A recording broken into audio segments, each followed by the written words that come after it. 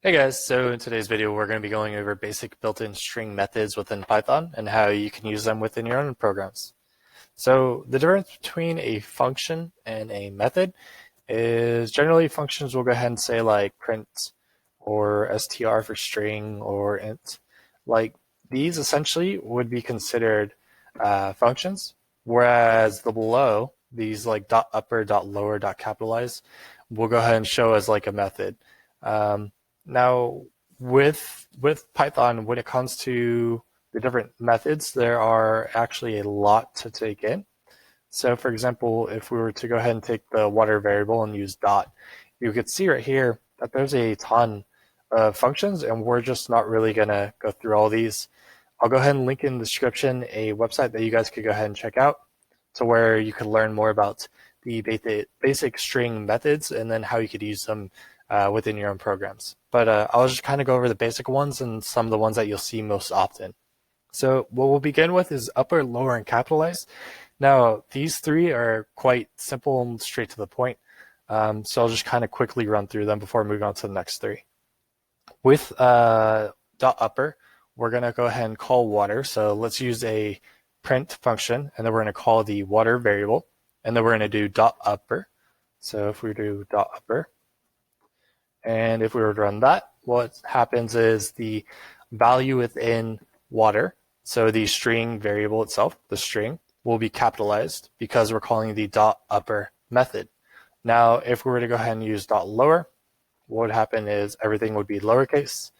And then if we were to go ahead and use dot capitalize, what would happen is the output would be proper like English format. So for example, the T is lowercase now. If we were to go ahead and run dot capitalize, the T would be uppercase. Just think of capitalize like proper English format. So if you see a period, the next word or whatever might be capitalized. Now, when it comes to find, replace, and format, these ones will be used quite a bit in your programs, especially with format, but find and replace are both useful as well. So when it comes to .find, if we were to use that, what find will do is it'll go ahead and show us the index of where the character is that we're searching for first exists. So what I mean by that is when we run it, we see that A is 2. And what that means is it counts the index up to the point of where the character is first noticed. So for example, we start at T, which is position 0 or index 0.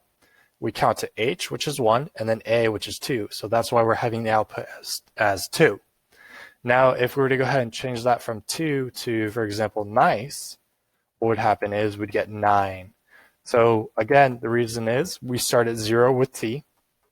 We count 1, 2, 3, 4, 5, 6, 7, 8, and 9. So nice begins at position 9 for the index of find. So that's just kind of find. And so kind of moving on, if we were to go ahead and use the replace method, what would happen is if we called replace, what happens is this method will ask for us to enter the old position or character that we would like to have replaced with a newer character. So instead of the word nice, what we could do is we could say awesome. So if we were to go ahead and print that, what would happen is the output would be that's an awesome water bottle. And likewise, if we want to replace nice with amazing, we'll go ahead and replace that's an amazing water bottle. So it'll replace whatever the old thing is that you want replaced with the new thing. Something to keep in mind though when working with .replace is if, for example, we want to say print water, what do you think will happen if we print water even though we have the .replace right here? If you haven't thought of it yet, what will happen is, if we run the code, it'll print out that's a nice water bottle. The reason that it prints out that's a nice water bottle is because we're not actually saving in memory that we want to replace nice with amazing, but we're actually going to go ahead and print out what was originally saved in memory. If, for example, we did want to replace nice with amazing, what we could do is we could do water2. So we assign a new variable to the value of water. and then we'd replace nice with amazing. And then if we were to go ahead and print water2 and then run that code, what would happen is we would have that's an amazing water bottle. So just know that if you are going to replace any items, or if you're going to use any of these methods, make sure that you save it to a variable if you want to actually have the value updated associated with the string method that you want it to be updated with. And finally, that brings us to the dot format method. Now, the dot format method will go ahead and just bring in it'll rearrange the format of the variable or the string that we're working with. So for example, if we got rid of water2, and if we were to go ahead and just put in a random string, let's just say I was thinking about, and then within that string, we'll go ahead and call these curly brackets. And then after the string, or after the apostrophe, we'll go ahead and use dot format.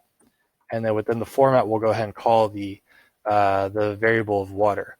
So if we were to go ahead and run this, we would get, I was thinking about, that's a nice water bottle. So kind of whatever we happen to have within these curly brackets, we'll have that value pasted in based on whatever the dot format method happens to be calling. So I'll go ahead and set a link in the description that will link you guys to my GitHub so you can copy and use this code and then kind of mess around with it for yourself. Just know if you use dot upper, lower, and capitalize, you'll just be uppercasing the values, lowercase, or even capitalizing the value.